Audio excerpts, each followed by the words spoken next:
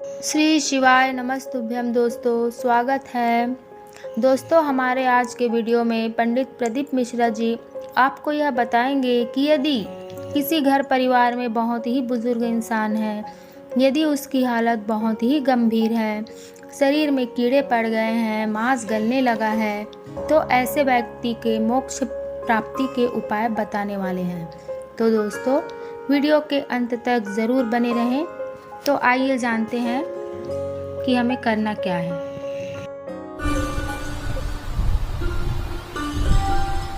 किन्हीं माता जी का एक प्रश्न था, वो ध्यान में नहीं आ रहा है वो कहाँ से थी, कि उन्होंने एक प्रश्न किया था, व्हाट्सएप पर लिखा हुआ आया था कि उनके घर में कोई बहुत ज़्यादा बीमार पड़ा हुआ है और बहुत बुजुर्ग है, लगभग 90-95 साल की हैं और शरीर गल गया, शरीर में अब कीड़े पड़ रहे हैं। सिस्टर को बुलाते हैं, डॉक्टर को बुलाते हैं, तब उनको साफ करते हैं, शरीर इतना गल चुका है। उसके लिए क्या करना चाहिए?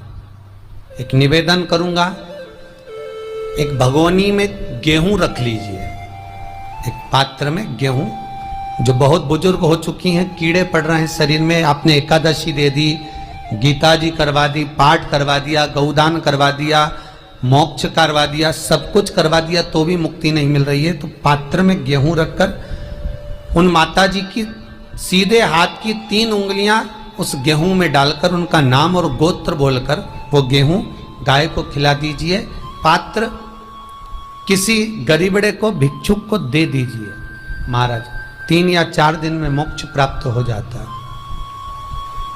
इतनी अगर भोग रही हैं तो कर सकते, इतना कष्ट अगर भोग रही हैं कि शरीर गल चुका है, कीड़े पड़ रहे हैं शरीर के अंदर और सारी खाल टपक टपक कर गिर रही है, तो उनकी मुक्ति हो, उनका मोक्ष हो।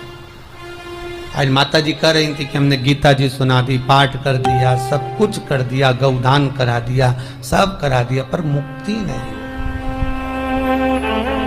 शिव का हो, शंकर हो,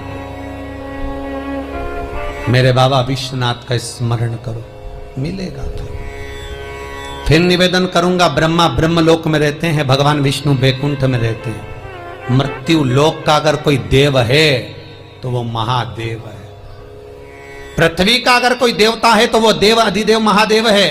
पर हमारी आदत है, हम पड़ोस की काकी आती है तो उसको प्रणाम करते हैं, मासी सास आती है तो उसको नमन करते हैं, चाची सास आती है तो उसको नमन करते हैं, और घर में सास बैठी रहती है उसको कभी नमन नहीं करते। आदत है ना हमारी।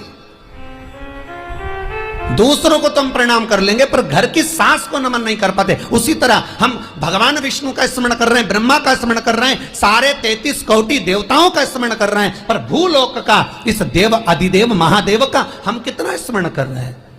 हम तो भगवान शंकर के मंदिर में भी जाते हैं तो छल करते हैं। गए मंदिर में, वहां का लोटा उठा लिया, पानी भर लिया, शंकर जी को चढ़ा दिया। लोटा दूसरे का, पानी दूसरे का, मंदिर भी दूसरे का, पानी चढ़ा दिया बस। और इतनी सात्वित्ववान सिर पर पल्लू मल्लू रे के ऐसे पानी चढ़ाए, शंकर भगवान भी सोचे काय को नौटंकी करे रे, काय को नाटक करे। पानी दूसरे का, लोटा दूसरे का, शंकर जी पे चढ़ा रही। अगर शंकर को जल चढ़ाना है तो घर से लेकर जा, लोटा भी घर से लेकर जा।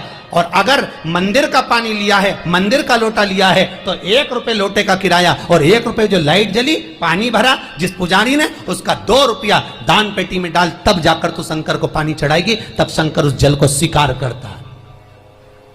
किसी की लगी लगाई थाली मिल जाए पूजन की और तुम सिर पे पल्लू लेके कुंकू चावल रोली बोली सब चढ़ा दो, और बेचारी वो बाद में आए तो देखे तो यहाँ सब साफ, तो क्या भगवान स्वीकार करेगा? भगवान ऐसा स्वीकार नहीं करे। फिर निवेदन है, बरसाती मेंढक मत बनो रे, अच्छे से सेवा करो, थोड़ी करो पर अच्छी करो। घर से पानी लेकर जाओ।